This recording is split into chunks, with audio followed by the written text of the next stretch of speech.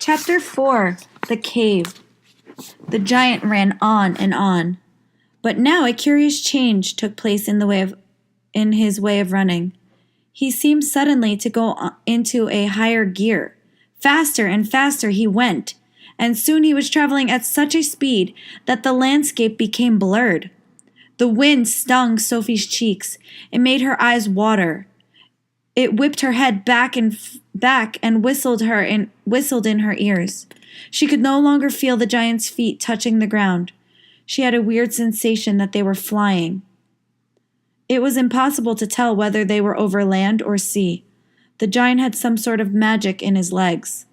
The wind rushing against Sophie's face became so strong she had to duck down again into the blanket to prevent her head from being blown away. Was it really possible that they were crossing oceans? It certainly felt that way to Sophie. She crouched in the blanket and listened to the howling of the wind. It went on for what seemed like hours. Then, all at once, the wind stopped its howling. The pace began to slow down. Sophie could feel the giant's feet pounding once again over the earth. She poked her head out of the blanket to have a look. They were in a country of thick forests and rushing rivers. The giant had definitely slowed down and was now running more normally, although normal was a silly word to use to describe a galloping giant. He leaped over a dozen rivers. He went rattling through a great forest, and then down into a valley and up a range of hills, as bare as concrete. And soon he was galloping over a desolate wasteland that was not quite of this earth. The ground was flat and pale yellow. Great lumps of blue rocks were scattered around, and dead trees stood everywhere like skeletons. The moon had long since disappeared, and now dawn was breaking. Sophie, still peering out from the blanket, was suddenly ahead of her great craggy mountain. The mountain was a dark blue, and all around it the sky was gushing and glistening with light.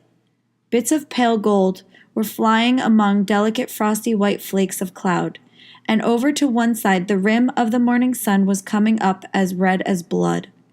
Right underneath the mountain, the giant stopped. He was puffing mightily. His great chest was heaving in and out. He paused to catch his breath. Directly in front of them, lying against the side of the mountain, Sophie could see a massive round stone. It was as big as a house. The giant reached out and rolled the stone to one side as easily if it was a football. And now, where the stone had been, there appeared a vast black hole. The hole was so large the giant didn't even have to duck his head as he went in. He strode into the black hole, still carrying Sophie in one hand, the trumpet and the suitcase in the other. As soon as he was inside, he stopped and turned and rolled the great stone back into place so that the entrance to his secret cave was completely hidden from outside. Now that the entrance had been sealed up, there was not a glint of light inside the cave. All was black. Sophie felt herself being lowered to the ground. Then the giant let go of the blanket completely. His footsteps moved away. Sophie sat there in the dark, shivering with fear. "He is getting ready to eat me," she told herself. "He will probably eat me raw, just as I am. Or perhaps he will boil me first. Or he will have me fried. He will drop me like a rasher of bacon into some gigantic frying pan sizzling with fat." A blaze of light suddenly lit up the whole place. Sophie blinked and stared. She saw an enormous cavern with a high rocky roof. The walls on either side were lined with shelves, and on the shelves there stood row upon row of glass jars. There were jars everywhere. They were piled up in the corners. They filled every nook and cranny of the cave. In the middle of the floor there was a table 12 feet high and a chair to match. The giant took off his black cloak and hung it against the wall. Sophie saw that under the cloak he was wearing a sort of colorless shirt and a dirty old leather waistcoat that didn't seem to have any buttons.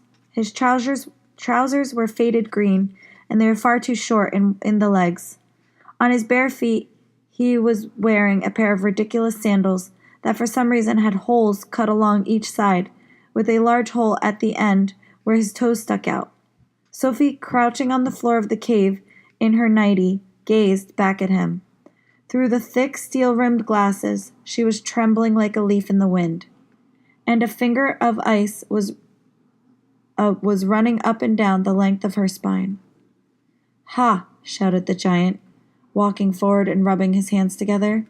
"What has us got here?" His booming voice rolled around the walls of the cave like a burst of thunder.